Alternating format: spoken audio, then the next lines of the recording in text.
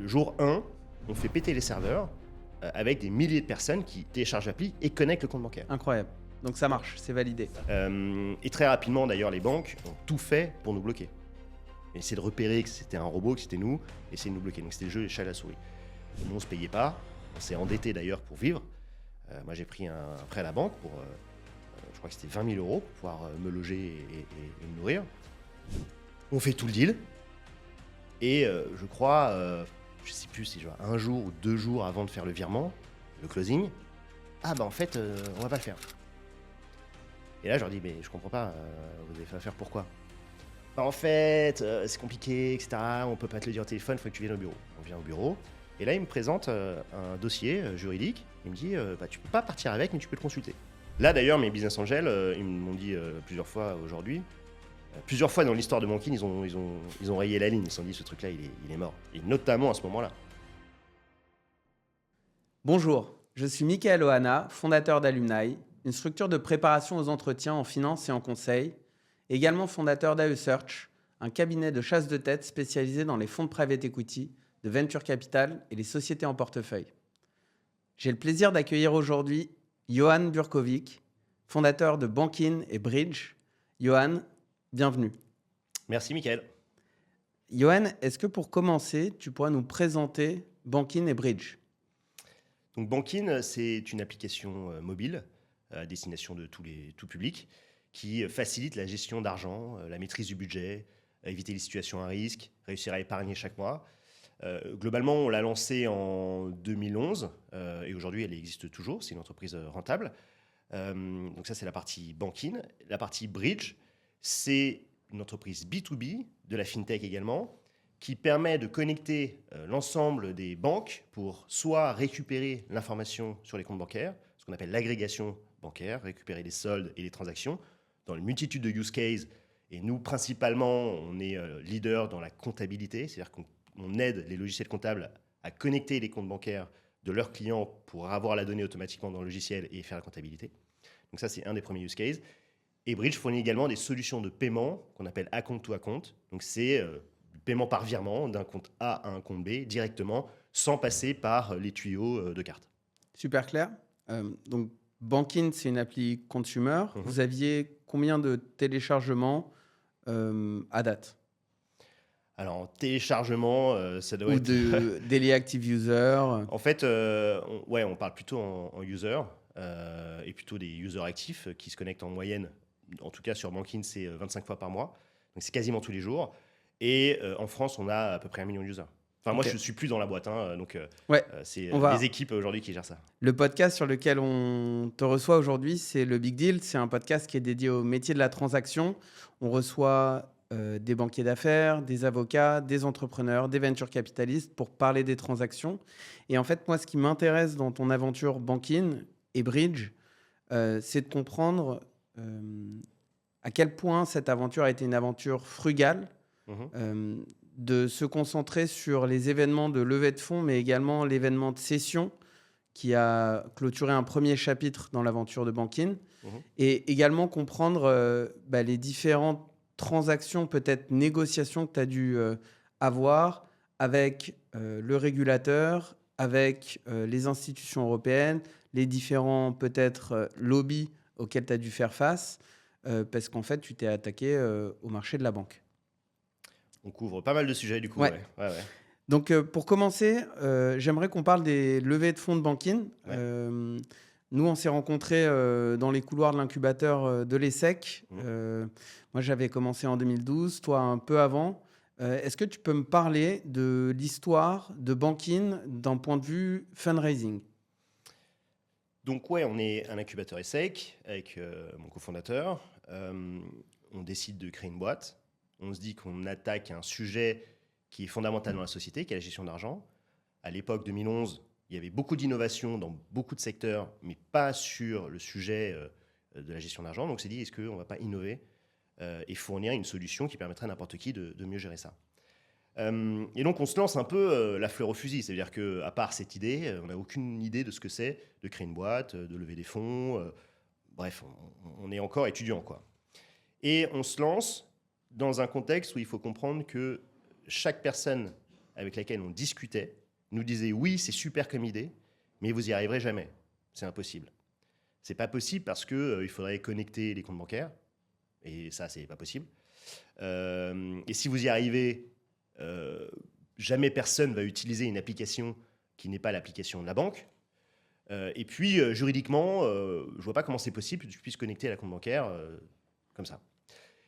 Et c'est important de le comprendre parce que dans les levées de fonds et dans les deals, quand tout le monde te dit c'est pas possible, c'était dans un environnement qui n'est pas, je dirais, favorable. Ça veut aussi dire que tu trouveras pas de capital pour te Ça veut financer. dire que c'est plus compliqué, ouais. Nous, on se dit, bon, bah, quand même, on va quand même tester parce qu'il y a quand même un besoin fort. Techniquement impossible, on fait un prototype sur nos comptes, on voit que techniquement c'est possible. Juridiquement impossible, moi, je ne suis pas juriste, mais je me suis penché dans les textes et je voyais nulle part que c'était impossible, enfin que c'était pas légal. Et est-ce que personne va utiliser l'application? Bah, on va tester. On lance une appli. Donc, pour comprendre, à l'époque, Bankin, c'est une appli qui affiche tes soldes bancaires, tes transactions au même endroit, même si tu as 3, 4, 5 banques différentes. La première chose de Banking, c'est tu as un iPhone, tu peux consulter ton compte bancaire, tes dernières transactions, et commencer à avoir une classification des dépenses par catégorie. Mais ce qui intéresse, c'est le multi-compte, parce que sinon, tu as ton appli bancaire. Pas à l'époque, il faut se remettre en 2011, où il n'y avait pas d'application bancaire. Ok. Le seul moyen de consulter ton compte sur un iPhone, c'était Banking à l'époque. Incroyable. Ouais. Ça s'appelait pas Banking, ça s'appelait Perspective. Ouais. Parce que Banking, notamment, on a fait un deal, une transaction pour avoir la marque. Ça, 15 000 dollars à l'époque, on a tout mis. C'est la seule thune qu'on avait, c'était ça, on l'a mis pour acheter Banking.com. Et je pense que c'est un très très bon deal, notamment qu'on a fait. Bon, bref, on lance le truc, ça s'appelle Perspective. Et le jour 1, on fait péter les serveurs avec des milliers de personnes qui téléchargent l'appli et connectent le compte bancaire. Incroyable. Donc ça marche, c'est validé. Ça marche, et notamment, ce qu'on s'est rendu compte, c'est qu'il y a une différence majeure entre ce que te disent les gens en one-to-one, face à face. Et ce qu'ils font, Tu leur expliques le truc, il faut mettre les codes bancaires, mais jamais je le ferai. Et quand ils sont dans leur canapé en train de regarder, je ne sais pas quelle émission à la télé, et qu'ils voient une application qui permet de répondre à un besoin fort, et nous, on faisait en sorte que les gens qui utilisent l'appli mettent 5 étoiles, donc une application bien notée, ben les gens le font en fait. Et dès le premier jour, il y a plus de 50% qui vont mettre leur code dans la seconde. Ça veut dire, ils ne se posent même pas de questions. C'est, on me demande le code, je le fais. Donc là, nous, on se dit, bah, au final, c'est possible. Et du coup, on se dit, bah, on y va dans l'aventure, on continue. donc les gens, pour replacer le contexte, téléchargent une appli sur l'App Store, mettent leur compte bancaire, Ouais. donc leur mot de passe, Identifiant mot de passe, ouais. identifiant, sur une appli qui n'a pas d'historique, qui n'a pas de pignon sur rue, qui n'a pas annoncé... C'est pas Revolut aujourd'hui, où il y a de la confiance qui est construite. C'est vraiment, en fait, le côté où on privilégie l'usage sur la sécurité, safety, etc. En fait, je pense que l'un des facteurs, c'est l'environnement iPhone. Il faut savoir que Apple fait des checks avant d'accepter une application. Et l'utilisateur d'iPhone a relativement confiance des applications qu'il y a dans l'App Store. Et donc, quand il y a une application, je ne sais pas, enfin voilà, les utilisateurs d'iPhone, parce qu'on était uniquement iPhone au début, on était sur iPhone avant de faire Android, voilà, ils passent le pas, d'autant plus si elle est bien notée. Et effectivement, ils rentrent leur code identifiant mot de passe dans une entreprise qui s'appelle Perspective à l'époque, qui n'est pas connue, qui a été faite par 2 cofondateurs dans une cave. On avait recruté très rapidement 2 late founders, ingénieurs informatiques, mais bon, ça sort de nulle part. Et du coup, ça marche très fort au niveau des users, mais au niveau de l'écosystème, on reste totalement incompris. Donc, il n'y a pas, à ce moment-là, de campagne, d'ads, de spend pour acquérir des users. Bah, on a 0 thune. On n'a pas d'argent, en fait. Hein. On a créé la boîte avec 1 000 euros et on n'a pas... Voilà. On avait fait un petit side business avec mon cofondateur qui s'appelait eBay Sniper, qui permet d'être sûr de gagner une enchère sur eBay. C'est un micro-logiciel et on le vendait, donc ça générait un petit peu de revenus et ça nous permettait de payer les serveurs au début, mais sinon on n'avait pas de thunes. Et en fait, le besoin était tellement fort qu'il y a eu beaucoup de users qui sont venus naturellement, qui cherchaient ce genre de solution. Et en revanche, dans l'écosystème, on restait incompris. Donc, quand on allait voir des investisseurs, ils nous disaient bah, vous êtes complètement fous, les mecs. Le mot fintech n'existait pas. Donc, rien que d'expliquer ce qu'on faisait, bah, écoute, on fait une appli qui se connecte aux banques, mais c'est sans l'accord de la banque, parce qu'évidemment, les banques, elles ne souhaitent pas que tu te connectes pour récupérer la donnée et que leurs clients utilisent une application qui n'est pas celle de la banque. Donc à l'époque, juste pour remettre en perspective, il n'y avait pas d'API bancaire. Non, il n'y avait pas d'API bancaire. Enfin, je veux Donc dire, tu te connectes, tu simules En fait, la technologie, c'est au lieu que ce soit un humain qui rentre les codes mot de passe et qui lit la page web, bah, c'est un robot qui va se connecter et qui va voir le solde et qui va lire les transactions. Donc au lieu que ce soit un humain, c'est un robot, quoi. Et très rapidement, d'ailleurs, les banques ont tout fait pour nous bloquer. Essayer de repérer que c'était un robot, que c'était nous, essayer de nous bloquer. Donc c'était le jeu chat à la souris. L'écosystème avec les banques était très compliqué. Les investisseurs disaient bah, vous êtes fous. Les partenaires, si vous voulez faire du business, ils disaient bah, c'est quand même bizarre ce truc-là. Le seul point où on avait le perfect timing, c'était avec les users. Et notamment, c'est eux qui nous ont fait vivre. Parce que quand tu avances dans un environnement qui est quand même assez hostile, le seul truc qui te fait vivre, c'est tes clients, tes users qui te disent c'est génial, ça change ma vie. Depuis que je vous ai, j'ai vraiment amélioré ma situation financière, je peux épargner. Enfin voilà. Donc vraiment, on avait des milliers de témoignages tous les jours qui nous disaient ça change ma vie. Donc ça tient encore. Et ensuite, on a fait les abonnements premium et il y avait des users qui se sont abonnés. Donc ça a permis de générer des revenus. Donc c'est vraiment ce qui nous a fait tenir, c'était ça au début. Et donc, fort de cette traction côté user, tu es reparti sur la route pour lever des fonds. Je savais que c'était très compliqué de lever des fonds, en fait. Donc je me mettais même pas sur la route. Quand tu sais que c'est perdu, tu vas pas y passer du temps, quoi. Donc on s'est mis plutôt en mode frugal. Nous, on se payait pas. On s'est endetté d'ailleurs pour vivre. Moi, j'ai pris un prêt à la banque pour, je crois que c'était 20 000 euros pour pouvoir me loger et me nourrir. On vivait vraiment à l'arrache, hein. Et chaque euro qui était récolté avec l'entreprise, notamment le premium ou certains deals qu'on arrivait à faire, était réinjecté pour développer l'appli, payer les serveurs, etc. La première levée de fonds s'est faite 2 ans après la création. Donc 2 ans après la création, c'est quand même assez long, hein. En fintech B2C, normalement, il faut des moyens. Nous, pendant 2 ans, on a eu 0 moyen. Et vous étiez à combien d'users à peu près lors de cette première C'est compliqué, alors, je n'arrive plus à savoir, mais je pense que très rapidement, on a atteint 100 000, 150 000, 200 000 users actifs. Hein.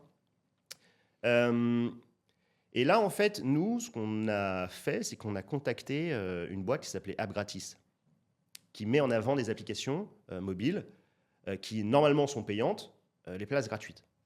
Et d'ailleurs, nous, on était souvent payants, justement, pour pouvoir passer gratuit. Et ça, donc, juste la technique pour ceux qui nous suivent et qui ont aucune idée de qu'est-ce que c'est qu'une app payante, parce qu'aujourd'hui, ça n'existe presque plus. À l'époque, il y avait plein d'apps qui coûtaient 3,99, 4,99. Ouais. Les users trouvaient ça cher, Ouais. de payer 5 euros, les gens trouvaient ça cher. Et donc, une manière d'acquérir des utilisateurs, c'était d'être cher tout le temps et de temps en temps d'être gratuit. Ouais. Et de créer un effet d'aubaine, un peu comme des soldes, Black Friday. Et AppGratis était justement une application qui permettait de mettre en avant chaque jour une appli différente, gratuite, alors qu'elle était normalement payante.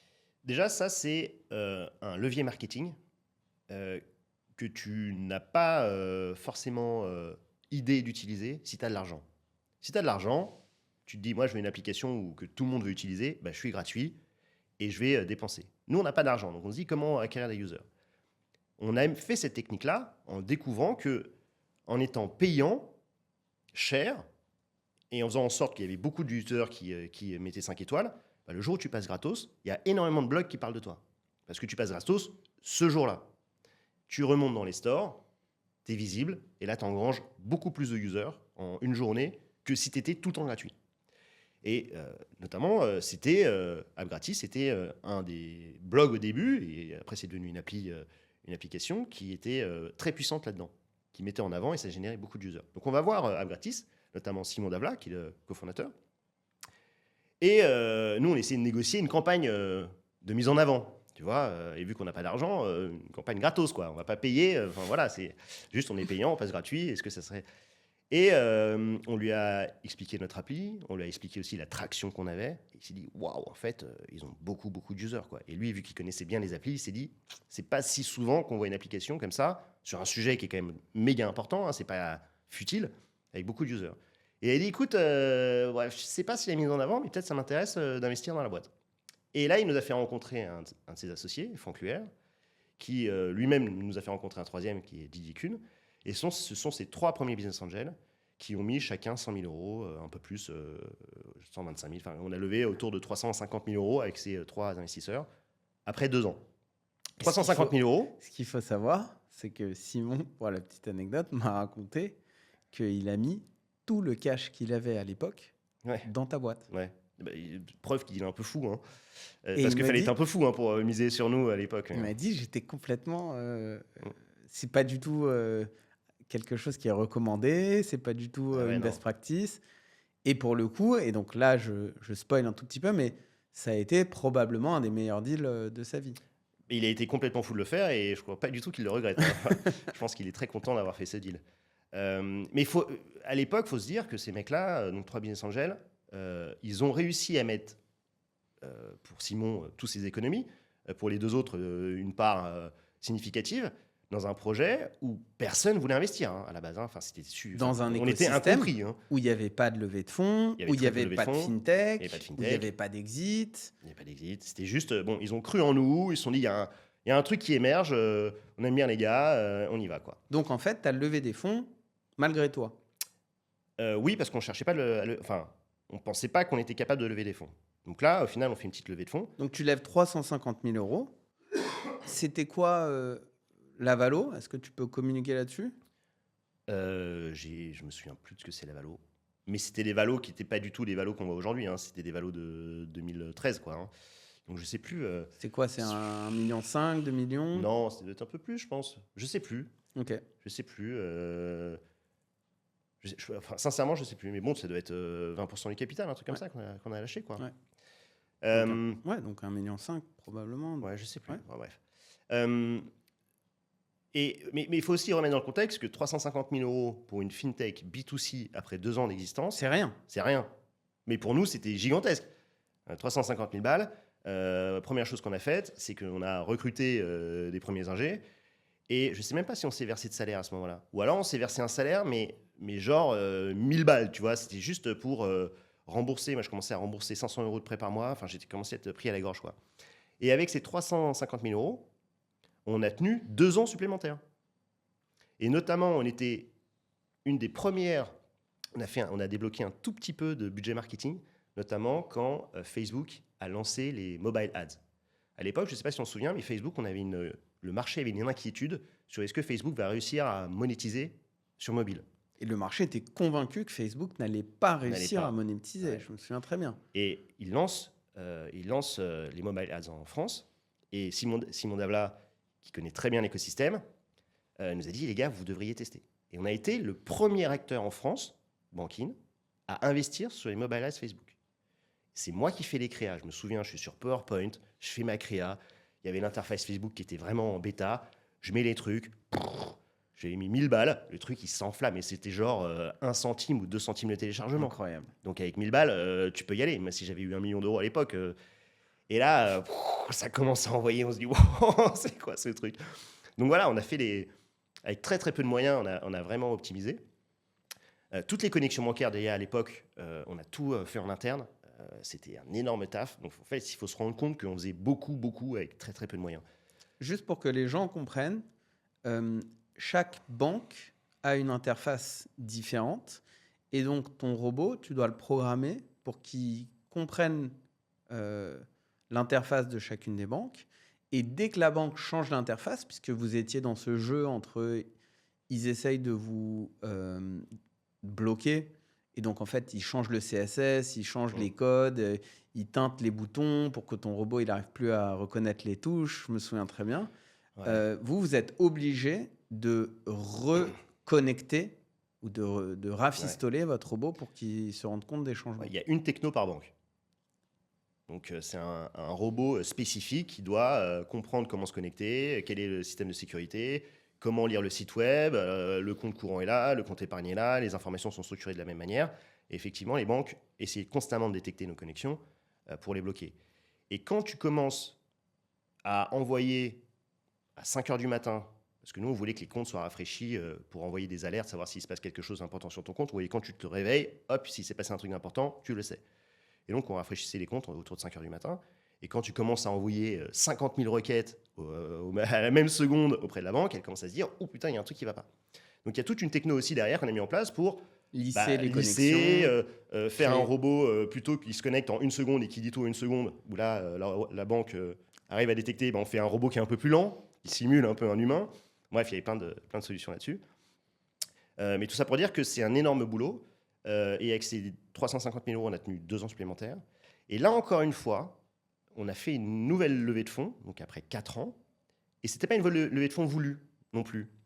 Je vais voir, on voulait, vu qu'on avait beaucoup d'users et qu'on voulait répondre aux problématiques de la vie des gens, c'est-à-dire épargner, se financer, mieux maîtriser son budget, on s'est dit on va distribuer des produits d'épargne. Et on va voir une banque, qui est une banque privée, qui est la banque Odo, en se disant est-ce que vous n'avez pas des produits d'épargne qu'on pourrait fabriquer ensemble et les distribuer. Et là, ils me disent oui, alors il y a peut-être des trucs à faire, mais surtout, ça nous intéresserait d'investir chez vous. Parce qu'ils ont vu 2 choses. Ils ont vu déjà la traction qu'on avait, et ça faisait déjà 4 ans qu'on existait, hein, donc la résilience et la frugalité et la capacité d'exécution avec très peu de moyens. Et ils savaient qu'il y avait une directive européenne, 2014, ils ont investi, 2014-2015, qui était en négociation et qui allait officialiser juridiquement ce qu'on fait. Ça veut dire Donc, que nous, officialiser le fait que les utilisateurs sont en fait propriétaires de leurs données bancaires et donc ont le droit d'y accéder. c'est un peu plus que ça. C'est des acteurs régulés, établissements de paiement. Donc nous, maintenant, on est régulé établissement de paiement, ont le droit de se connecter aux banques de manière officielle, et la banque ne peut pas s'y opposer. Donc, en fait, l'Europe s'est dit, au lieu d'interdire ce genre d'innovation, on va s'assurer du niveau de sécurité de ces acteurs et on va les sécuriser juridiquement pour pas que les banques puissent les bloquer. Parce qu'on apporte quand même de la transparence, de l'innovation. Et au final, ce qu'on fait, c'est bien pour les users. Une population qui maîtrise son compte bancaire, c'est quand même très utile. Et vu que les équipes Odo, et notamment Philippe Odo, savaient qu'il y avait ces directives qui allaient arriver, un business incompris, de fous dans leur garage, qui font un truc, se connectent aux banques sans les accords, complètement fou, va devenir officiel. Et là, ça change tout. Donc lui a devancé ça, et il nous a proposé d'investir 1 million d'euros. En perso. Alors non, c'est via une holding d'investissement de la banque Odo, quoi. Génération Newtech, c'était un véhicule qu'ils avaient créé spécifiquement. On était leur premier deal pour investir dans les fintech. Et le mot fintech commençait à arriver, 2014-2015, ça commençait à arriver. Donc là, tu lèves 1 million d'euros. On lève 1 million d'euros auprès de ce véhicule d'investissement de la banque Odo. Et ça nous permet de tenir 2 ans supplémentaires avec ces 1 million d'euros.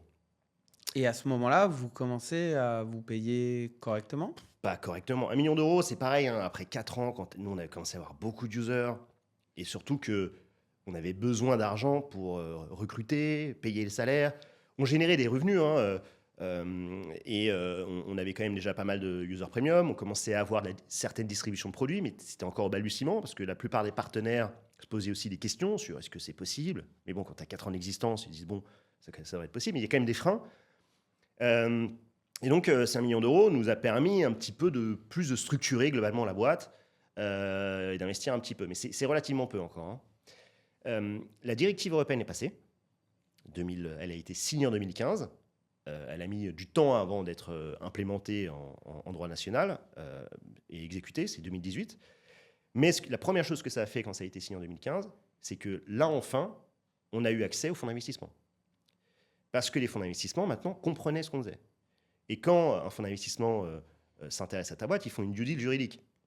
Et le juridique, s'il se dit, ouf, putain, ce truc, je ne sais pas vraiment si c'est légal ou pas, d'autant plus que le lobby des banques faisait passer le message que ce qu'on faisait était illégal, ce qui n'est pas vrai, mais c'était leur jeu d'essayer de nous bloquer, donc ils faisaient passer le mot que c'était illégal, c'est compliqué pour un grand cabinet d'avocats de dire, en fait, ce truc, vas-y, quoi, tu peux investir alors que c'est gris. Et à partir du moment où c'est régulé, c'est vert. Et donc, quand les fonds d'investissement se disent, je suis intéressé, et qu'il y a une due deal juridique, normalement, la due deal ne peut pas mettre un carton rouge. Bien qu'on en a eu des cartons rouges, je pense que, là c'est mon interprétation, mais il y a eu une pression des banques qui sont LP des fonds pour ne pas investir chez nous. Donc moi, Alors parfois, juste pour expliquer, les fonds d'investissement en venture capital en France, une grosse partie de leur commitment, de l'argent qu'elles lèvent, viennent des assureurs et des banques. Ouais. Et donc, en fait, les fonds d'investissement, les banques, c'est leurs clients. Ouais. Donc, si la banque dit « je t'ai donné 20 millions, 30 millions sur ta dernière levée de fonds, mais tu n'investis pas dans tous les acteurs qui essayent en fait de me piquer ma donnée, parce que c'est ça que eux percevaient, le fonds ne le fera pas. Ouais. Parce qu'il a trop d'enjeux à pouvoir lever son prochain fonds auprès de ce même LP. LP, ça veut dire Limited Partner. Et par exemple, SGBNP, Natixis, etc., ils ont des activités d'investissement en PI. Et donc, ce qui s'est passé, c'est qu'à un moment donné, on se dit on va lever des fonds. On va lever des fonds, donc on fait un petit roadshow. Et là, il y a un fonds qui nous shoot une très belle term sheet. D'ailleurs, on a 2 fonds qui nous shootent des term sheets. Et on en sélectionne un qui a été le premier à shooter et qui est mieux 10 ans. Ce fonds-là, c'est 360 Capital Partners. On fait tout le deal. Et je crois, je ne sais plus, c'est genre 1 jour ou 2 jours avant de faire le virement, le closing, en fait, on ne va pas le faire. Et là, je leur dis, mais je ne comprends pas, vous avez fait affaire pourquoi ? En fait, c'est compliqué, etc. On ne peut pas te le dire au téléphone, il faut que tu viennes au bureau. On vient au bureau. Et là, il me présente un dossier juridique. Il me dit, tu ne peux pas partir avec, mais tu peux le consulter. Je regarde, hop. Et là, je ne sais pas ce qui s'est passé. Je ne comprends pas ce fond. D'ailleurs, si j'ai un jour l'occasion d'en leur parler, j'aimerais comprendre ce qui s'est passé au fond. Parce que la due deal juridique disait qu'on n'avait pas le droit de faire ça, mais on n'a jamais dit qu'on voulait le faire. Donc j'ai dit, mais vous me dites que c'est interdit de faire quelque chose que je ne fais pas et que je n'ai pas l'intention de faire.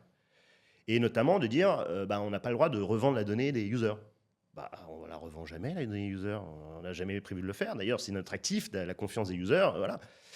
Et je ne sais pas pourquoi, 2 jours avant de faire le closing, ils nous mettent une due deal comme ça. Et mon interprétation, c'est qu'ils ont eu une pression. C'est pas possible. Mais c'est une situation qui est très compliquée parce que toi, vu que tu es 2 jours avant d'avoir l'argent, tu commences à investir. Parce que tu dis, il faut que... J'ai lancé mon recrutement, j'ai commencé, je me mets à risque. Et là, du coup, il faut tout freiner. C'est en mode, bon les gars, en fait, c'est fini. On se remet en mode tortue, on coupe tous les coups et il faut tenir. Ça a été très, très dur. Et surtout, tu as communiqué auprès des autres fonds à qui tu parlais que tu étais en exclu. Exactement. Tu as dit aux autres fonds que c'était bon. Voilà. Et quand tu dis à un fonds, j'ai une exclu, et en fait, que tu le rappelles en disant, en fait, le fonds qui devait me faire un virement s'est retiré, il se dit qu'il y a un problème. Il se dit qu'il y a un loup. Donc nous, le deuxième fonds qui nous a fait une term sheet, quand on est revenu le voir, il a dit, mais c'est bizarre, là, moi, ça me fait fuir. Quoi. Pas. Donc toi, tu as communiqué auprès de tes collaborateurs, tu as commencé à recruter, à dépenser, et là, en fait, il faut il faut tout annuler. Quoi. Et c'était quoi les montants en jeu, là ? Je ne sais plus combien on devait lever, mais genre 3 millions, Okay. 3 millions 5. Et là, on est en... Je ne sais plus exactement quand. 2014, 2016, 2015. On doit être 2015-2016, ouais. 2015-2016. Là, d'ailleurs, mes business angels, ils m'ont dit plusieurs fois aujourd'hui, plusieurs fois dans l'histoire de Banking, ils ont rayé la ligne. Ils se sont dit, ce truc-là, il est mort. Et notamment à ce moment-là, où quand le fonds se retire, ils disent, OK, le truc est mort. Il n'arrivera jamais à s'en remettre. Sauf que nous, on savait faire avec très peu de moyens. Et enfin, tu vois, c'était en mode, on se met en mode guerrier. On l'avait déjà vécu, quoi. Donc, on se met en mode guerrier. Et puis, je ne sais plus combien de temps on arrive à tenir. Et finalement, on arrive à lever des fonds auprès de 2 fonds d'investissement. Ça doit être 1 an après, ou 1 an et demi après, 2016-2017, auprès de Commerce Venture, qui est un fonds allemand spécialisé en FinTech, et Omnes Capital. Et là, on lève 7 millions d'euros. Et donc, on voit bien que ça fait 6 ans après la création de l'entreprise, on arrive enfin à lever des fonds auprès de fonds d'investissement, de somme toute classique, quoi, pour une start-up, FinTech. C'est normal de lever des fonds auprès de fonds d'investissement. Nous, c'est 7 ans après, quoi. 6-7 ans après. Donc, c'est quelle année ? 2016-2017. OK. Et donc, ouais, plutôt 6 ans après. À ce moment-là, la directive européenne est passée, mais pas encore implémentée en France. À ce moment-là, tu as à peu près combien d'users actifs et combien de revenus ? Sur quoi ils investissent, en fait ? En fait... Parce que tu as dû ralentir la croissance, parce que tu as une term sheet qui a sauté, tu es resté pendant 1 an et demi sans accélérer. Donc ta croissance, elle a dû accélérer puis se ralentir. On avait toujours une très très forte traction user. D'accord. En fait, c'est ça qui nous a sauvés tout le temps, c'est qu'on avait toujours une très très forte traction user. On avait commencé à faire des connecteurs auprès de banques espagnoles, anglaises, allemandes. On commençait à internationaliser. Il y avait cette directive qui rendait officielle et qui, en théorie, facilite la connexion bancaire dans toute l'Europe. Donc, en fait, la vision, c'est de dire, dans toute l'Europe, grâce à la DSP2, il va y avoir des applis indépendantes des banques qui vont réussir à avoir des dizaines de millions d'users qui vont gérer leur argent et qui vont ouvrir, en quelque sorte, la concurrence dans ce sujet de gestion d'argent. Ok. C'est ça qu'ils achètent. La problématique, c'est que ces directives européennes, premier effet, c'est d'officialiser notre activité et donc de permettre de faire des deals auprès de fonds d'investissement et aussi de permettre de faire des deals de distribution de produits. Tous les grands acteurs du crédit, de l'épargne, etc., se disent, bon, en fait, ces acteurs-là sont régulés, sont officiels, donc on peut faire des deals avec eux. Donc au niveau business, ça marche. En revanche, ce que dit aussi cette directive, c'est que les banques doivent faire des API. Enfin, elles doivent. Elles sont fortement incitées à faire des API. Et si la banque fait une API, nous, on doit l'utiliser. Et c'est là où tout le lobby bancaire est magistral au niveau de l'influence et du lobbying. C'est que les API que les banques font, Elles sont éclatées. elles sont merdiques. Elles n'ont aucun intérêt. Moi, je suis une banque qui n'a aucun intérêt à investir sur une API qui facilite des tiers à se connecter à mes systèmes pour que mes clients utilisent l'application concurrente. Donc, toutes les API, elles sont merdiques. Donc, nous, on se retrouve dans l'obligation d'utiliser une API qui est merdique. Donc, tout le jeu, ça a été d'expliquer aux régulateurs et à la commission, vous êtes gentils, mais moi, vous ne pouvez pas me forcer à utiliser une application qui est merdique. Enfin, une API qui est merdique. Le jeu des banques, c'était de dire, oui, mais si Bankin n'utilise pas notre API, c'est pas sécurisé. C'est pour ça qu'elle a l'obligation d'utiliser notre API, parce que notre API sécurise. Ce qui est pas vrai du tout, parce qu'une API ne peut être sécurisée ou non. Et notre technologie de robots qui se connectent, c'est pareil, ça peut être ultra sécurisé, ça dépend de la manière dont c'est fait. Et nous, on a vraiment misé sur la sécurité, donc c'est pas, il n'y a pas de vrai fondement comme quoi si tu utilises un robot, c'est moins sécurisé qu'une API. C'est sûr qu'une API, c'est fait pour faire communiquer deux serveurs, donc c'est plus stable. Un robot, c'est moins stable. Donc effectivement, si la banque change l'interface, on peut parfois avoir des erreurs d'interprétation et au lieu d'avoir 1000 balles sur ton compte, nous on affiche que tu as 100 000 euros parce que la virgule a changé, c'est un point et voilà. Donc il y a des petites erreurs comme ça. Donc effectivement, il peut y avoir des erreurs, mais c'est pas un problème de sécurité en mode on pirate ton compte bancaire. Donc tout l'enjeu ça a été ça et ça a été très très très compliqué parce que on nous forçait à migrer sur des API qui fonctionnent pas, avec une authentification forte qui est ultra compliquée. Il n'y a que les comptes de paiement. Tous les autres comptes, crédit et épargne, ça doit rester sur les robots parce qu'il n'y a pas d'API. Donc on se met à mettre en parallèle, à maintenir deux systèmes, deux authentifications fortes. Et donc en fait, au niveau technologique et au niveau service, ça a fortement dégradé l'expérience utilisateur. Et toute l'ambition de la DSP2 qui est de dire ça va permettre de créer des champions européens, ça a eu l'effet inverse. Parce que nous, déjà, de maintenir la France, ça a été très compliqué. Les connecteurs, on a dû fermer l'Espagne, l'Angleterre et l'Allemagne, parce que, en plus, les banques étaient très, très féroces. Donc nous, on se dit, on ne va pas réussir à maintenir tous les connecteurs, double technologie, l'authentification forte, négocier banque par banque de faire une bonne API, parce que l'API, la banque A te présente l'API, elle dit tu dois l'utiliser, toi tu l'utilises, elle ne marche pas, elle te dit mais si tu as l'obligation, donc du coup tu dois documenter à chaque fois pourquoi l'API ne marche pas, passer au régulateur. Le régulateur qui est assez fortement influencé par les banques, tu dis bah attends, tu vas l'utiliser. Donc tu dis attends, je vais passer par la Commission européenne, et banque par banque.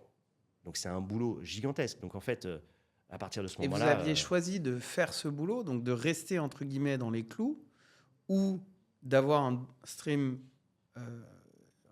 réglo et de continuer à aller chercher la donnée par tous les moyens. Nous, on a toujours été très clair avec tous les acteurs. L'API fonctionne, j'utilise l'API.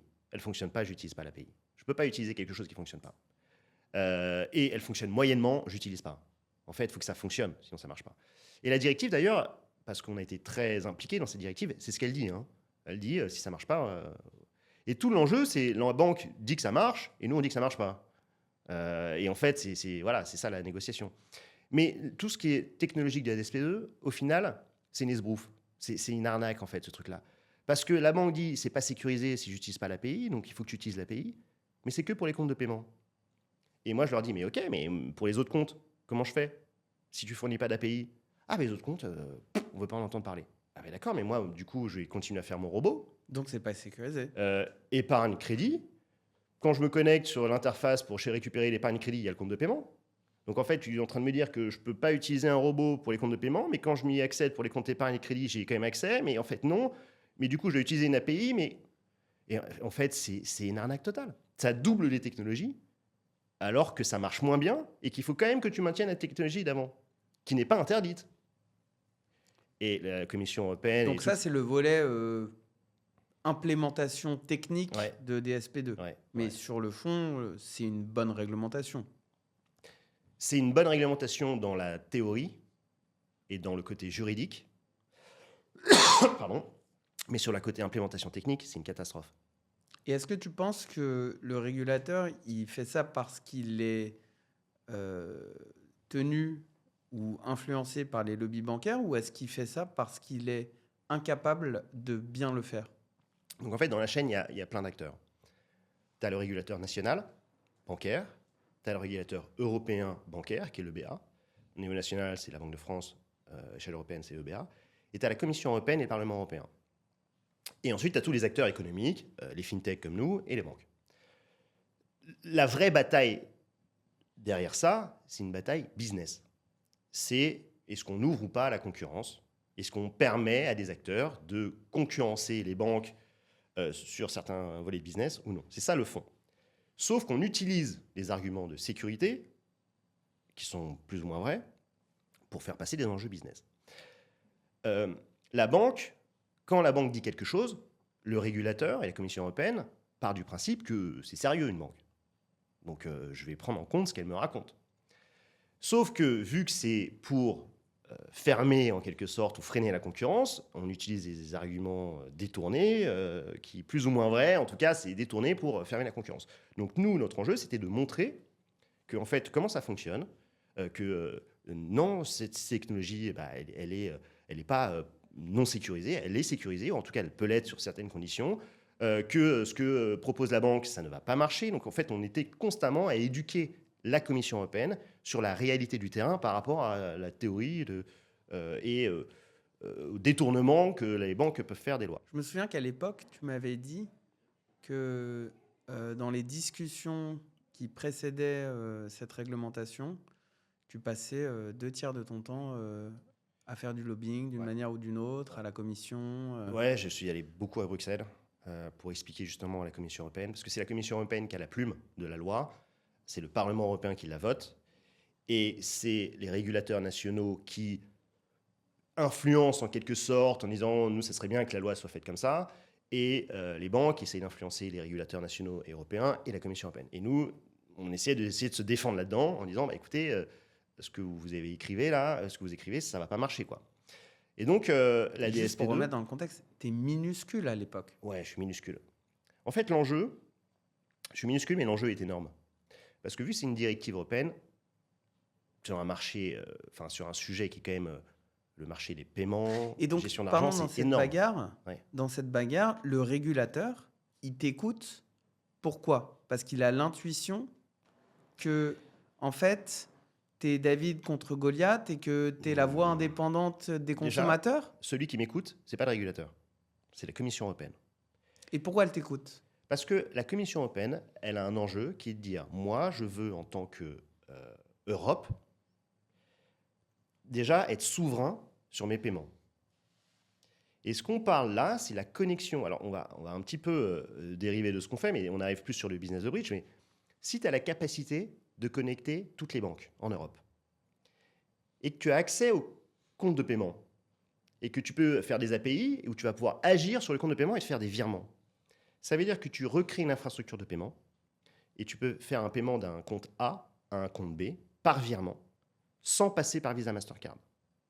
Qui n'est pas européen. Qui n'est pas européen. Et le sujet des paiements en Europe est une vraie problématique de souveraineté parce qu'on est dépendant de Visa Mastercard. En France notamment, si jamais on n'est plus copain avec les Américains, qu'est-ce qui se passe? On l'a vu avec la Russie, on coupe Visa Mastercard. Donc nous, en France, on pourrait ne plus être capable de payer si un jour on se fâche avec les Américains. Donc l'Europe se dit, c'est pas possible. Il faut qu'on crée une infrastructure des paiements européenne.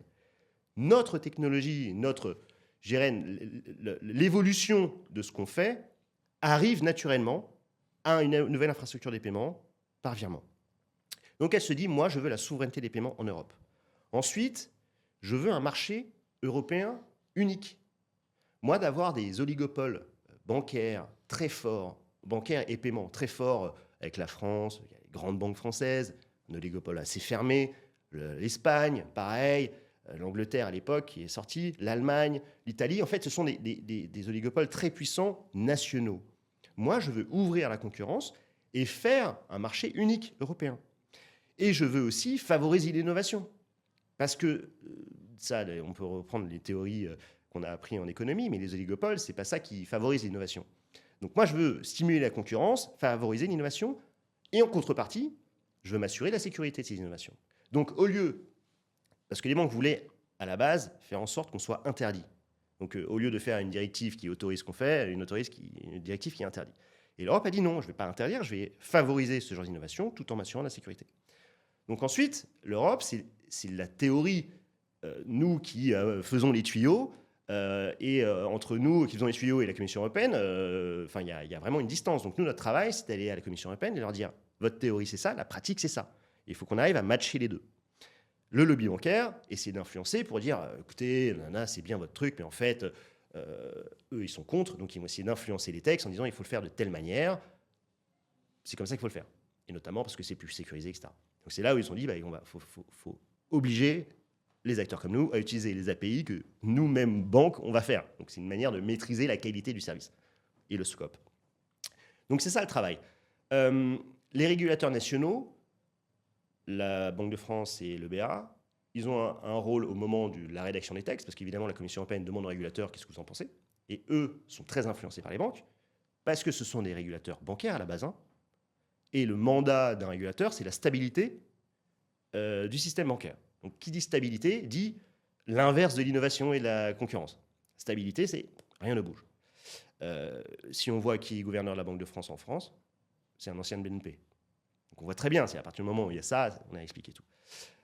Très influencé. Donc, ça influence les textes. Et quand la directive est passée, c'est eux qui doivent s'assurer de l'implémentation, que les textes sont respectés. Donc c'est la police. C'est ça, les régulateurs. Donc du coup, le régulateur, on discute avec eux, mais à des moments différents, quoi. Ok.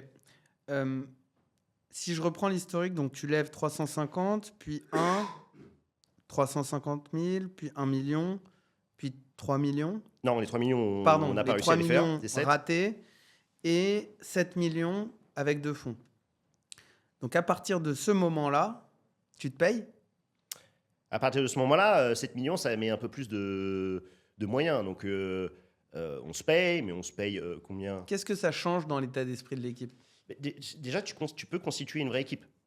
Donc une équipe marketing. Tu commences à avoir des moyens au niveau marketing. Tu constitues une équipe marketing, tu constitues une équipe partenariat, tu constitues une équipe... Enfin voilà, tu es une vraie boîte. Avant, tu faisais avec les moyens du bord, tu te disais, bon, pour le moment, ça fonctionne, on génère un petit peu de revenus, on a levé 1,4 million, mais tu sais pas trop quoi, si tu peux lâcher les chevaux.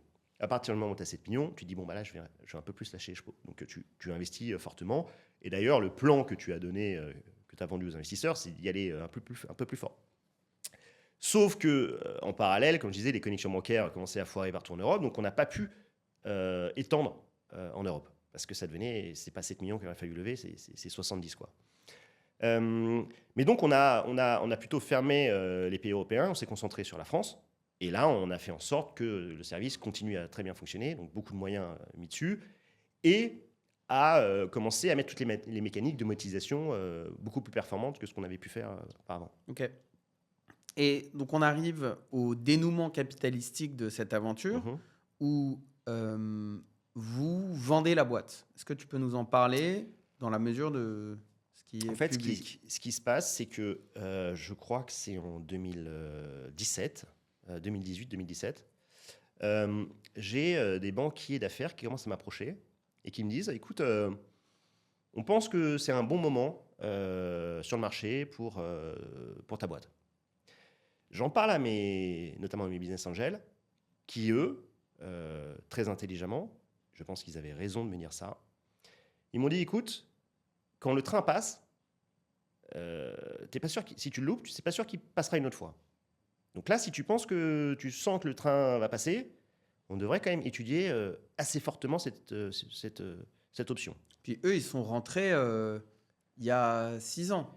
Ils sont entrés il y a 6 ans et ils ont l'expérience, beaucoup plus que moi, de ce qui se passe sur le marché, des vagues de hype, après ça retombe, etc. Donc là, on est vraiment de 2017-2018, donc on commence vraiment à être dans le hype de la fintech, de tout ce qui est même tech. Hein. Et ils me disent, ça peut être une bonne option. Moi, à titre perso, qu'on me posait toujours la question, c'était de dire si j'ai l'énergie, si je pense que je peux faire beaucoup plus, etc. etc. Donc moi, j'étais là plutôt en tendance à me dire, moi j'ai l'énergie, je peux faire beaucoup plus. Mais me dire peut-être qu'en fait, je fais une erreur parce que ça se trouve, le marché va complètement se retourner. Et j'avais aussi en tête que les connexions bancaires devenaient très très compliquées, qu'il y avait un flou là-dessus. Je me suis dit, bon, c'est peut-être pas plus mal d'explorer en tout cas l'option. Donc on a mandaté cette banque d'affaires en lui disant, écoute, on va creuser l'option M&A et en parallèle, on va creuser l'option levée de fonds. Ça permet de sonder les deux options et de voir sur quel pied tu peux danser. On a laissé un process et très rapidement, il y a le groupe Casino qui s'est positionné. Casino, donc qui, a priori, de l'extérieur, n'avait pas grand-chose à voir avec les services financiers. Ils étaient assez forts dans les services financiers, notamment avec la banque Casino, dans le paiement X fois, etc. Mais effectivement, quand tu vois le groupe Casino, tu dis supermarché, banking, tu vois pas vraiment. Ok, donc Casino a une banque interne, en fait, et fait du crédit. Qui fait du crédit. Ok. Ils sont super intéressés.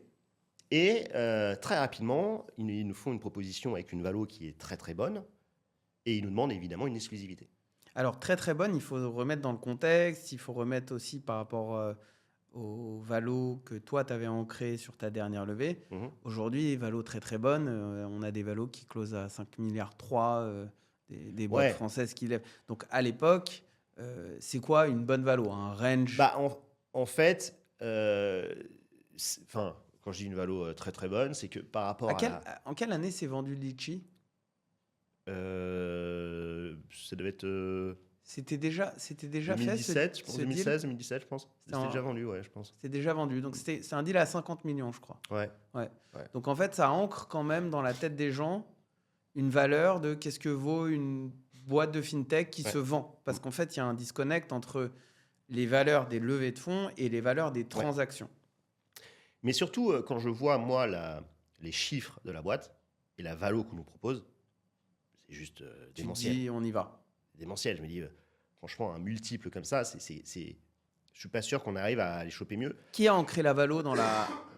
Qui ancre la valo dans la négo? C'est eux? C'est eux qui... à la base, quand tu fais un tour, c'est à eux de faire la proposition. Mais il y a la banque qui tease un petit peu... Oui, la banque facilite en disant en dessous de ça, c'est pas la peine de proposer, etc. Mais globalement, tout ça pour dire qu'on n'a même pas eu le temps de faire vraiment un roadshow et d'avoir plusieurs offres, parce que cette offre-là était vraiment très bonne, et ils nous demandaient tout de suite une exclue. Et ils nous disaient, si vous ne la prenez pas, nous, si vous allez continuer votre roadshow, on arrête, nous. Okay. Et donc, on prend la décision de signer l'exclu, parce que franchement, c'est une super offre. Et la thèse, on pense que ce deal-là, on ne voit pas tout à fait tout de suite pourquoi. Mais en fait, il y a une vraie thèse derrière. C'est que, vu que tu as à peu près 50% à l'époque de la population française qui passait dans les magasins de casino, Franprix, Monoprix, Cdiscount, etc., et que nous, on avait quand même beaucoup d'users, tu peux faire deux choses. Tu peux créer un programme pour inciter les clients du groupe Casino à revenir dans les supermarchés du groupe Casino avec des systèmes de cashback, promotion. Donc, tout un système où on t'aide à réduire ta dépense alimentation parce qu'on négocie des bons deals avec les supermarchés. Et que quand le client revient dans les supermarchés Casino, il paye de compte à compte, par virement, sans passer par Visa Mastercard. Et donc, tu économises pour le groupe Casino des centaines de millions d'euros en frais bancaires, en frais de paiement. Et tu crées cette ambition d'un système de paiement souverain à l'échelle française à la base, mais derrière, tu peux dire si le groupe Casino y va, tu peux peut-être montrer à toute l'Europe que c'est possible et onboarder plein d'autres retailers. Donc il y a une vraie vision de la part de ton acquéreur, une vision stratégique. Qu'on a construit ensemble. Ok. En disant, enfin, la vision, c'est plutôt nous qui la portions parce que pour être capable de savoir que c'est possible, si tu n'es pas dedans, tu ne sais pas. Donc nous, on a plutôt dit, on peut le faire ensemble. Et on pense même que votre groupe est quand même super bien placé pour qu'on soit capable de le faire. Donc c'est une vision très forte. Et d'ailleurs, on s'était dit, pour créer un nouveau système de paiement, il n'y a rien de mieux qu'un retailer qui a 50% de la population française, quoi. Donc vraiment, on y croyait très fortement. Comment est structuré le deal? Ils ont une manière de fonctionner qui est quand même très spéciale. Et donc, le deal est structuré d'une manière très spéciale. Plusieurs En fait, il choses. faut comprendre que c'est une manière de faire des deals qui est très financière en général. Ouais. Très Casino est un financière. groupe très financier. Et qu'est-ce que ça veut dire? Ça veut dire que souvent les deals sont très structurés, un peu alambiqués. Ouais. Exactement. Donc, nous, c'était un deal 20 millions d'investissements en obligations convertibles, pas en equity, en obligations. Donc, c'est des dettes qui peuvent être converties en actions ou qui peuvent être remboursées. Et un rachat programmé de parts sur 4 ans ou 5 ans, avec une première, je ne sais plus exactement les ordres de grandeur, mais une première tranche 20% du capital, deuxième tranche on monte à 45%, donc on reste minoritaire, et la dernière tranche pour solder. Donc c'est quand même un deal en plusieurs tranches, avec des obligations convertibles, etc. On négocie tout ça, ça prend du temps, hein. Les avocats font leur boulot, etc. Et l'une des problématiques qu'on a eues, parce qu'on va voir, nous en tant qu'établissement de paiement, on a l'obligation d'avoir un niveau de fonds propres, toujours minimum, pour, Parce que tu es régulé. parce qu'il est régulé, pour la stabilité d'un acteur régulé. Les obligations convertibles, ce qu'on comprend, en tout cas des analyses des avocats, c'est que s'ils sont structurés d'une manière particulière, Elles ne sont pas prises en compte dans le elles sont calcul. considérées comme des fonds propres. D'accord. Justement, elles sont pas considérées comme des fonds propres, sauf si elles sont structurées d'une manière assez cadrée, en disant c'est de l'argent qui est assez sûr, c'est pas un truc qui peut s'évaporer, c'est sûr, c'est cadré comme ça, c'est considéré comme des fonds propres. En tout cas, par une directive européenne. On discute avec le régulateur, pas de problème, effectivement, ça a l'air de marcher et tout. Donc on fait le deal. En tant qu'acteur régulé, tu mets le dossier auprès du régulateur et le régulateur a 3 mois pour dire oui ou non. Et vu que tu entretiens des relations avec le régulateur tout le temps, ils t'ont jamais dit qu'il y avait de problème, tu te dis ça va passer. Pendant ces 3 mois, on dialogue avec eux. Évidemment, tu as à chaque fois des spécialistes dans les cabinets d'avocats qui se disent ouais, j'ai des super contacts, pas de problème et tout. Donc on se dit c'est bon. Et le dernier jour, non, en fait, le deal va pas se faire. Pourquoi? Parce qu'en fait, au final, celui qui signe le deal, et je crois que c'est le gouverneur, il me semble, hein, ce qui se passe en interne, je ne suis pas sûr à 100%, mais il me semble que c'est le gouverneur ou le sous-gouverneur qui signe, il considère que les obligations ne sont pas des fonds propres. Et ça, c'est mon interprétation des bruits parce que ces trucs-là, c'est que des bruits de couloir. Donc C'est une banque.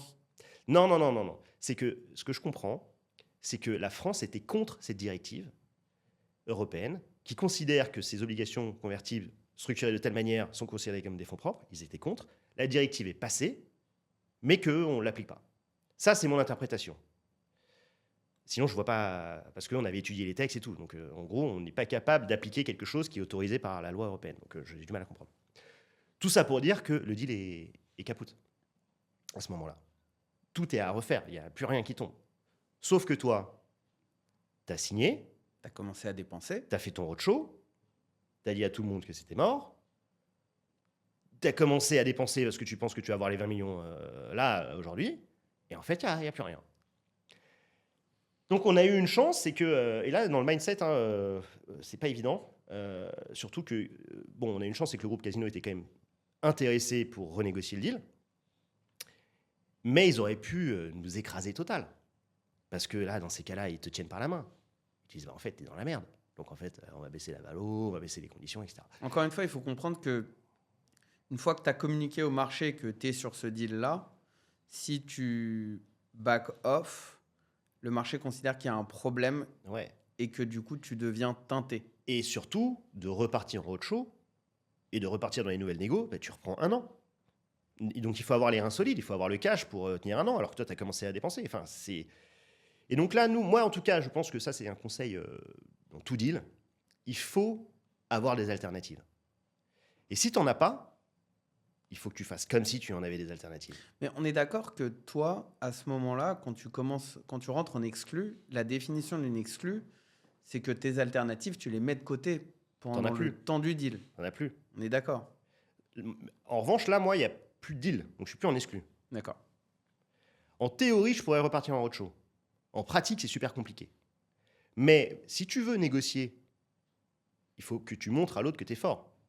C'est pour ça qu'intellectuellement, enfin, dans ta manière de te comporter vis-à-vis de la personne en face, il faut que tu arrives à lui faire comprendre que, en fait, soit il y a le deal, soit c'est pas grave, j'irai voir ailleurs. Même si le voir ailleurs est très très dur, quoi. Mais il faut le faire, sinon il te mange. Et donc, on s'est mis dans ce mindset-là, on a dit, ok, pas de problème. Mais donc, ce que je comprends, c'est que on a un moment où tu as un deal, il est renégocié. À ce moment-là, vous, en tant que fondateur, est-ce que vous arrivez à sortir... Parce que tu m'as parlé des new money, donc investissement dans la croissance. Tu m'as parlé des tranches de rachat, donc qui sont clairement des cash-out qui vont avoir lieu pour les fondateurs qui ne se payent pas depuis 7 ans ou 8 ans. Mais au moment du deal, est-ce que vous sortez de l'argent ou pas? On se paye, hein, depuis la levée de fonds de 7 millions d'euros, Ouais. on se paye. Hein, pas des gros salaires, mais on se paye. Mais là, oui, nous, on est considéré comme tout actionnaire. Hein. On est actionnaire. Il y a une première tranche Il y a une première autour de tranche. 20%, c'est 20% de nos actions D'accord. qui partent. Hein, Ok. et toutes les personnes qui sont actionnaires. Hein. Et depuis ce moment-là, j'accélère un peu parce qu'il faut qu'on arrive au terme de ce podcast, mais en fait, le deal Casino arrive au bout. Il y a des rebondissements, mais vous finissez par vendre la totalité des actions. Et puis ensuite, tu décides de spin-off la technologie d'API bancaire Bridge. Ouais. Est-ce que tu peux nous parler de ça? Donc, ouais, on arrive à renégocier, on arrive à faire le deal. Là, les 20 millions sont injectés. Et donc, on peut vraiment développer l'entreprise. Et il y a 2 départements. Il y a un département banking B2C. Et puis, il y a un département qui commence à émerger, qui avait déjà pas mal émergé, c'est le B2B. C'est plein d'entreprises qui me disent, ouais, en fait, ça marche pour banking, mais moi, j'aimerais bien utiliser la technologie de connexion bancaire parce que j'en ai besoin pour connecter mon logiciel comptable. Moi, acteur du crédit, j'en ai besoin pour récupérer les relevés de compte au lieu d'analyser les trucs papier. Et puis, tu commences à faire des virements entre comptes. Et moi, ça m'intéresse pour du paiement B2B, etc. Donc, on développe la partie B2B, on crée la marque Bridge. Et de plus en plus dans l'entreprise, c'est vraiment au début 2 départements, puis ensuite c'est 2 vraiment entités distinctes parce que c'est pas les mêmes métiers. Donc c'est des équipes différentes, c'est un produit différent, enfin c'est tout est différent. Et la partie Bridge a un vrai potentiel. Et donc il faudrait la financer. Sauf que quand tu vas voir des investisseurs et tu leur dis, bah, faudrait financer la partie B2B, mais il y a la partie B2C dans la même entité, c'est très compliqué. Donc les investisseurs, ils disent, oui, moi ça m'intéresse, mais il faudrait que tu sépares et que j'aimerais investisse que sur le B2B. Et donc, c'est ce qu'on a fait. On a séparé Bankin et Bridge sur 2 entités différentes. La partie Bankin est 100% cédée et contrôlée par le groupe Casino aujourd'hui.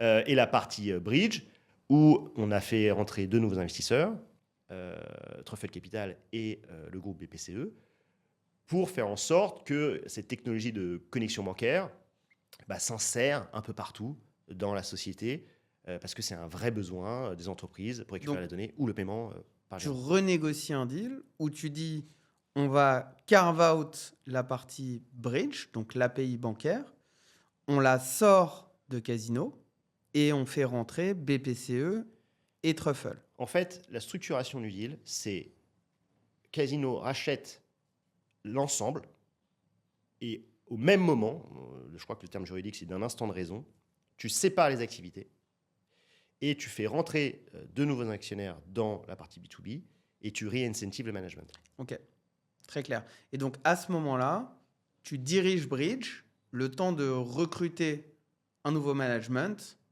et pour toi, c'est le moment de step out. À partir du moment où on a fait le deal, le groupe Casino récupère Bankin et c'est quelqu'un qui est Guillaume Sartoulet qui a pris la direction, qui est quelqu'un de très bien et qui gère très bien la boîte. Moi, j'ai pris Focus 100% Bridge et très rapidement, on a recruté un nouveau CEO qui a pris la direction. Et moi, je suis resté membre du conseil d'administration et un actionnaire minoritaire. Ok. Et donc aujourd'hui, une fois que tu es sorti de Bridge, comment t'occupes ton temps? J'ai pris des vacances, donc j'ai pas mal voyagé. J'ai aussi un petit bébé à m'occuper à la maison. Et puis, j'ai fait pas mal d'investissements dans les startups. J'ai commencé à investir en 2018, la première tranche de la session. Et depuis, j'ai investi dans une quarantaine de startups. Donc ça occupe une partie de mon temps, d'analyser le dossier, de faire le deal, et puis après, d'accompagner certaines entreprises. Donc voilà, globalement, comment je Est-ce que c'est rentable d'investir dans des startups? Ça, c'est une belle question. Moi, la problématique, je trouve que c'est assez inconfortable en fait à faire parce que c'est un énorme pari et que tu as la réponse dans des cycles de 10 ans et tu sais pas de quel côté va tomber la pièce. Donc en fait, tu peux savoir si c'est rentable que dans 10 ans. Et en plus, tout dépend du contexte marché. Quels sont les valos à lesquels tu rentres, s'il y a une bulle ou s'il y a un point bas, pardon. Donc vraiment, tout dépend de ça et tout dépend aussi des prochains tours de financement. Est-ce que la boîte va bien? Est-ce que les prochains tours de financement vont écraser les business angels? Est-ce que les fonds d'investissement vont mettre des clauses qui fait que ça va être plus compliqué pour les business angels de capter la valeur? Donc j'ai beaucoup d'interrogations, mais en même temps, moi je suis dans ce monde-là. C'est les mecs qui ont cru en moi, qui ont investi, qui ont fait en sorte qu'on arrive à faire ce qu'on fait. Donc ça me paraît naturel de financer des entrepreneurs qui débutent. J'ai une dernière question et on va clôturer par ça. L'histoire de Bankin et de Bridge, c'est une histoire de résilience, de frugalité. Mmh. C'est quoi qui t'a aidé à tenir dans les moments où la term sheet de 360 a sauté, le deal casino a capoté, dans ces moments clés, qui sont des moments où on a envie de tout abandonner, c'est quoi qui t'a permis de tenir et d'avancer? Ce qui nous a toujours permis de tenir, c'est la masse de users qui nous ont toujours dit c'est génial ce que vous faites. Donc ça, franchement, c'est la base parce que dès le début, s'il n'y avait pas eu ça, on n'aurait pas pu tenir. Ensuite, je pense qu'il y a une partie personnalité de l'entrepreneur. Et en tout cas, me concernant, quand c'est vraiment la merde, c'est vraiment super compliqué, je dors super bien. Quand c'est moyennement bien, moyennement pas bien, c'est là où je commence à me poser des questions. Mais quand c'est vraiment trop compliqué, je me mets des œillères, je me dis là, de toute façon, il faut juste y aller, il n'y a plus de questions à se poser, tu donnes tout. Et en fait, c'est là où je dors bien. Alors que c'est le moment où c'est le plus compliqué. Donc je ne sais pas si c'est juste un trait de personnalité ou c'est comme ça pour tout le monde, mais en tout cas, moi, c'est comme ça. Ensuite, je pense que le fait d'avoir été droit dans ses bottes toujours et d'avoir pu gagner la confiance des investisseurs, des collaborateurs, et d'avoir créé un noyau dur qui croit en toi, ce qui fait que quand c'est vraiment très compliqué, bah, tout le monde est soudé. Tout le monde est là en mode « Ok les gars, c'est compliqué, mais on reste soudés et on y va et on va passer le truc ensemble. » Si jamais il y en a un qui craque, quelqu'un qui pèse, un de tes actionnaires ou un collaborateur, un poste clé, c'est très compliqué. Donc je pense que c'est de garder une cohésion et d'avoir réussi à créer ce climat de confiance qui fait que ça tient. Et notamment sur le débouclage du deal, avec le groupe Casino, c'est la cohésion des actionnaires qui a fait que ça a tenu. Et notamment, je tire le chapeau à quelqu'un qui a été rarement là, mais quand il était là, ça a toujours été déterminant. C'est Philippe Odo et Grégoire Charibi qui m'ont aidé à des moments clés. Et ils ont toujours cru en l'équipe, ils ont toujours cru en la boîte, et quand il faut être là, ils sont là, quoi. Et notamment mes business angels, Didier Kuhn, Simon Davla, Franck Luer. Voilà, c'est cette équipe-là, plus mes collaborateurs. Je ne vais pas tous les nommer, mais voilà, c'est ça qui fait que ça fonctionne. Génial. Je te remercie beaucoup, Johan. C'est un plaisir de t'avoir reçu. Moi, je connaissais ces anecdotes dans le privé. Je les ai jamais entendues dans un podcast, donc je suis hyper content Je de crois que c'est la t'avoir première reçu. fois que je les raconte. Donc, Et je pense que c'est capital que l'écosystème puisse parler des aventures qui se sont bien terminées pour des raisons de frugalité, de résilience, parce que je pense que cet écosystème a été un peu drogué à l'argent facile et qu'il y a beaucoup de gens qui sont actuellement en gueule de bois. Donc merci beaucoup pour ce témoignage. merci pour l'invitation et ravi d'avoir fait ce podcast.